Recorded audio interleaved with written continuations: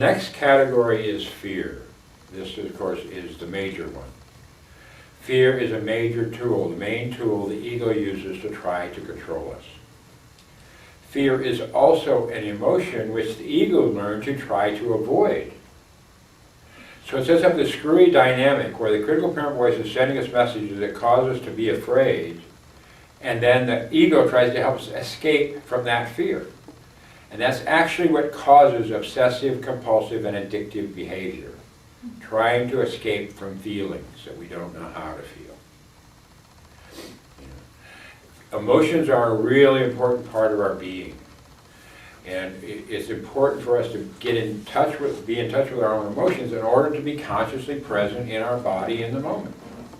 But we grew up in emotionally dysfunctional, dishonest cultures with emotionally damaged parents, and we don't have a good relationship with our own emotions. And we had to shut down emotionally in childhood because it was too painful. We had to use survival tools like denial and disassociation in order to survive our childhood. This is actually codependency is actually a form of delayed stress syndrome or post-traumatic stress syndrome. They had first identified post-PTSD, like in soldiers that went off to Vietnam, and spent a year being shot at and having their friends killed and trying to kill other people, and they had to shut down emotionally by that. And then later on, there's all these symptoms that show up. Well, we weren't in some foreign country against some identified enemy for a year. We were in the homes that were supposed to be our sanctuaries with the people who were supposed to love us and protect us. And we were there for 15, 16, 17, 18 years. So the fear of the unknown comes up. It feels uncomfortable. So the ego tries to help us escape from that physical feeling of being uncomfortable in our bodies by getting us in our head trying to figure out how to control things we can't control. Like the future, like the unknown. And what we end up doing is projecting these movies in our own mind, these fairy tales about the future, that are horror movies. They have themes like impending doom and financial insecurity and being alone forever and ever and ever.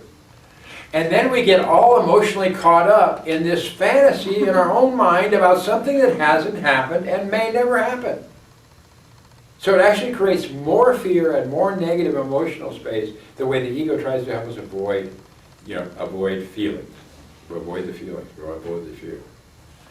And a good example of this in my recovery was there was a time when I'd given 30 days notice to move out of the place I was living in.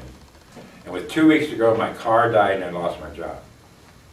So I got 2 weeks to move, I got no job, no car. I'm on the phone to my sponsor one night, just bitching and moaning and complaining, in this trauma drama, how scared I was, how painful it was, how awful it was going to be homeless. And he listened to me for a while, and then he interrupted, and he said, "What's above your head?" And I got really pissed, because, he's not listening to me. This is important. This is about, He said, "What's above your head?" I said, "Well, the ceiling." "Oh, you're not homeless tonight, are you?" Which really pissed me off, because I was really revved about this, But what it helped me to do is to get out of the trauma drama and start taking action. Start making phone calls, putting out resumes, putting it out to the universe that I needed help, which actually aligns with metaphysical law. Metaphysical law says you put it out and it'll come back. Ask and you shall receive, seek and you shall find, knock and the door shall be open. That spells ask, those 3 lines, in case you never noticed that. That's how important. Metaphysical law, the 3rd step in the 12-step program, is about asking for help, about being open to being helped. We can't do it alone. We weren't meant to do it alone. But our ego also isn't able to do it. Our ego, there's an old saying that God made the world round so we couldn't see too far over the horizon.